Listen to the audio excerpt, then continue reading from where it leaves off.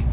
Hey, what's going on, guys? Look what just dropped in, a reissue of Bandai's Perfect Grade Millennium Falcon, one of the very few Perfect Grade kits which are not a Gundam model.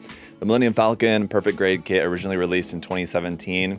I passed on it at the time, and I've regretted it ever since. I'm not sure if it has been reissued any more times. I think it has been reissued once or twice since then as well, but recently got reissued again, so took the opportunity to grab one up.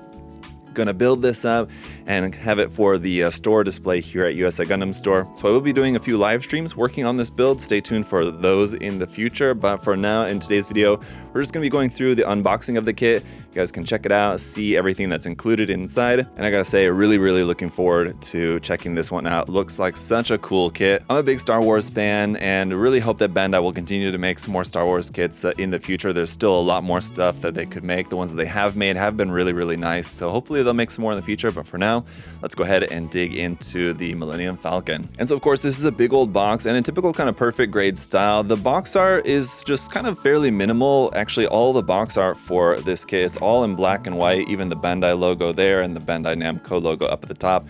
It's all in black and white here. But you got that cool shadowy image of the Millennium Falcon there in the background, and you can see this is a 1/72nd scale kit. Interestingly, even though this is in the big box, it doesn't have a handle on the top of the box, which a lot of kits of this size typically would. Over here, around on the sides of the box, kind of similar imagery there of the Falcon. And then on the back side, not really much here, except just kind of like the reverse shot of what we have there on the front. You can just kind of see the shadowy image of the kit. So let's go ahead and pop this open and see what we've got in here. This is gonna be really cool.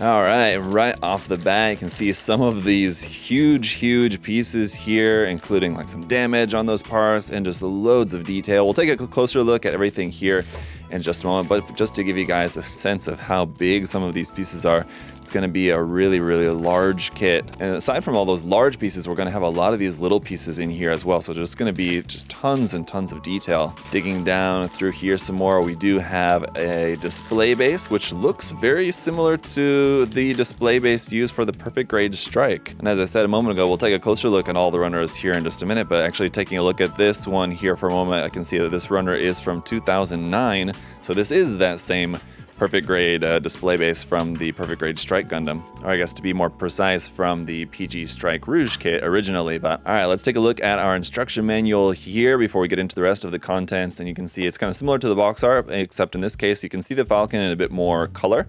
What color it does have, not a ton of color. It's kind of mostly that kind of like space gray, right? But you do have a few sections of like blue and red kind of in there amongst that. A few more images of that here on the back side. On the inside pages here, we've got a bunch of smaller detail images there, stills from the movie, as well as like small detail shots of the model kit. So as you can see here, there's some information about like the coloring and markings included there to represent the damage and detail sections. And everything here is in Japanese and in English, which is awesome. So like I said, stills from the movie. This main text up here at the top is in Japanese on one side, English over here on the other side. So if you guys want to pause the video there and read that text, just kind of a little information about the Falcon. We have more images down here at the bottom, again showing a mix of stills from the movie and images of the model kit. So a whole bunch of cool stuff. It looks like we're gonna have little 1/72nd scale figures for C-3PO, Han Solo, Princess Leia, Obi-Wan Kenobi, Luke Skywalker, and Chewbacca, all included there that can go in the cockpit area. And the next page is just going to be our parts list, or the start of our parts list. That's going to continue on to the next page here as well. So all the parts there.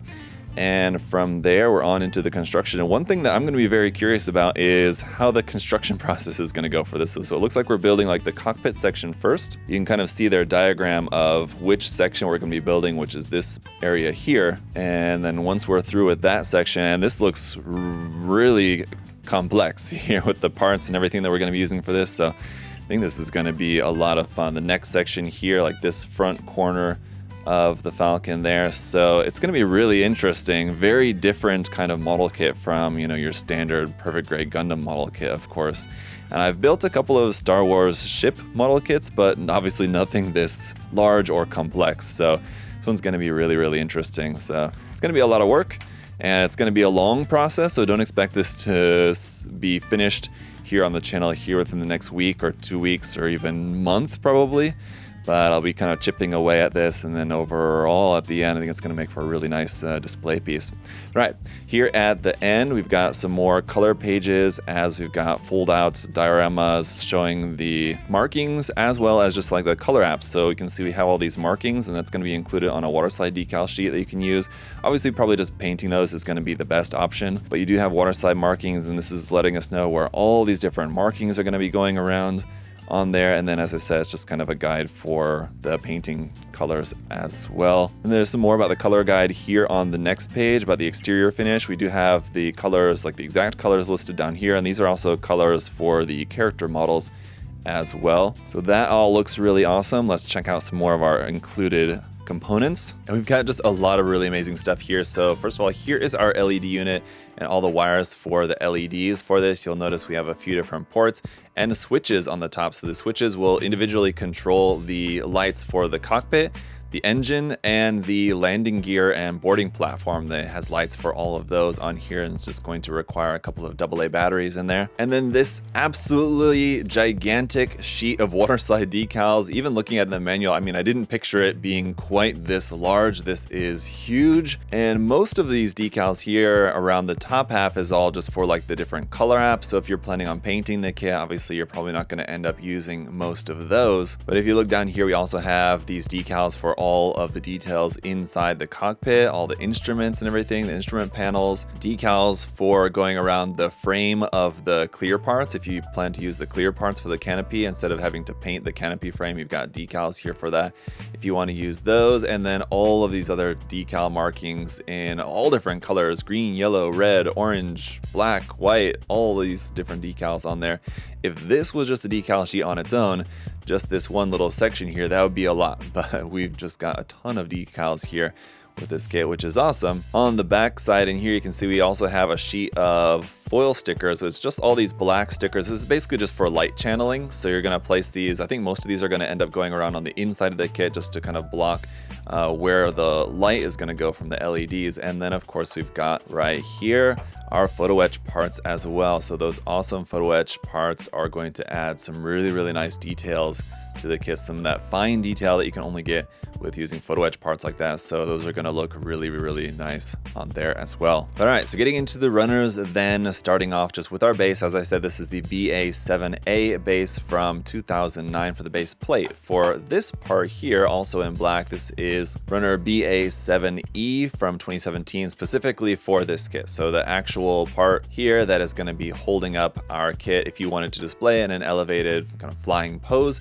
can use this part there for that. Then we did have this like kind of separate box within a box, which I figure would be like our LED components and stuff like that. But no, this was actually just to house some of these runners that have a lot of these really fine detail parts on there. So these were packaged individually and kept in this box to be extra protected. And like with the majority of the kit here, everything is just going to be molded in this off-white color. So you can see this is runner J. This is just going to be for some of the smallest of the detail parts that are going to be going around, mostly just around on the exterior. Kind of you build most of the structure, and then just looking at the instructions, looks like a lot of this stuff is just kind of added on to the exterior of the ship. But that's going to continue here onto runner K as well. And I do have to say the mix of the plastic for these runners does seem to be a little bit somewhat softer. So even though you have all these really fine detail parts, it looks like these are going to be able to, you know, you're going to have to be super careful with them, but they are going to be at least a little bit more flexible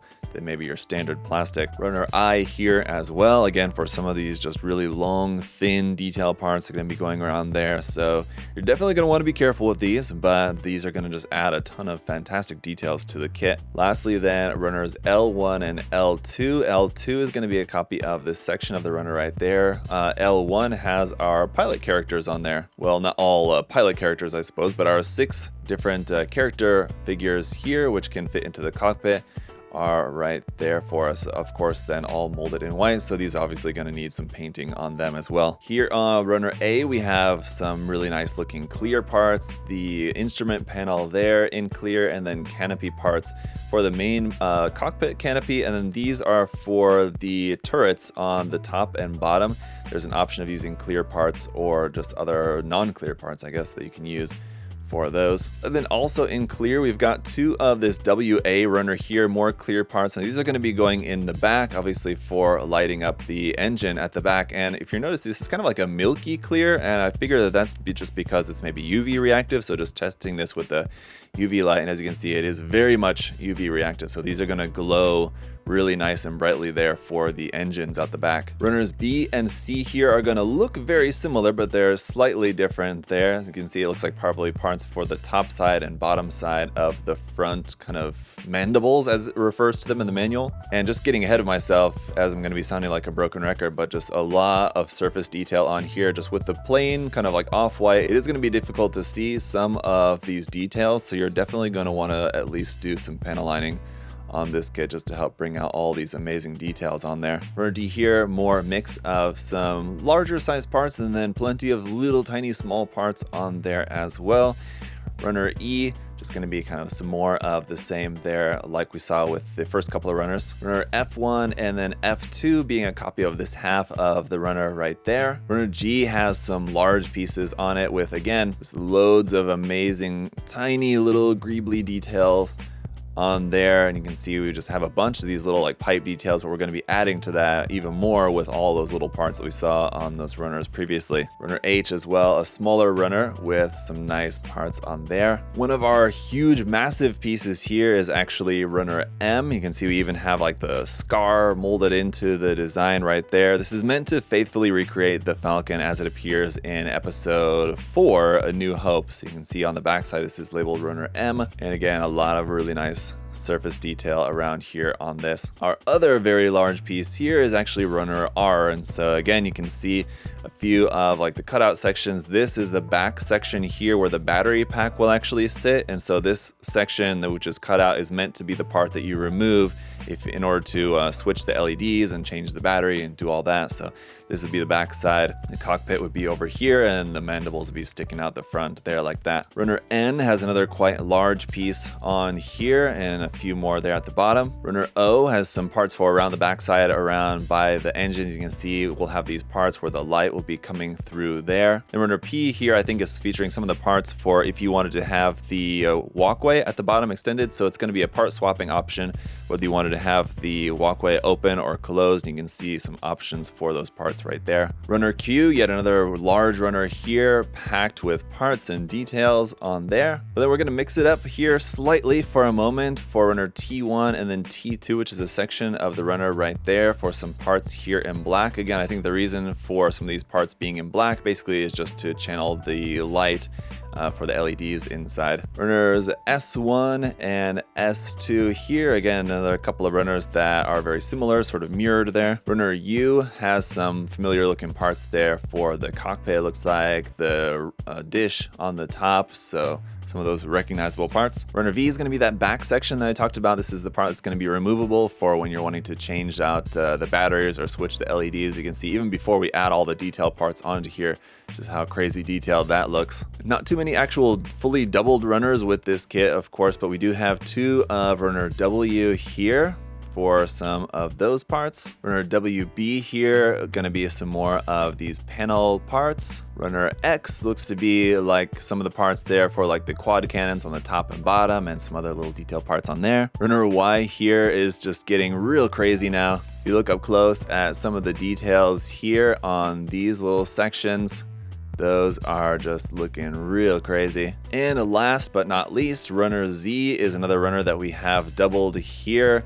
And wow, that's a lot of stuff. So all right guys, that's it for the unboxing of the Perfect Grade Millennium Falcon. It's kind of even more over the top than I expected. It's pretty crazy, just all the stuff that's in here. Certainly going to be a long process, but I hope that you guys will join me for the process of building this. I think it's going to be quite the experience and quite the impressive model when it's all said and done. If you guys have any other further questions or comments about this build, certainly let me know in the comment section. Like I said, I'm a big Star Wars fan, but I'm not like one of those super fans. So if I said anything wrong or if I missed anything, you know, if you guys have any other helpful insights related to the Falcon or related to this kit, certainly let me know down in the comment section. If you guys have any other questions about the build, let me know as well, and I'll try to address those later on in the building process for you guys. But that's it for this video.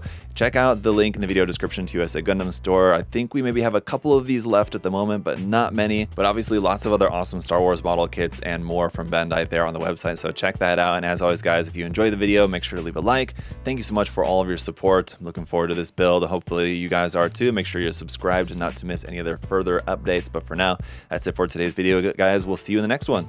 Later.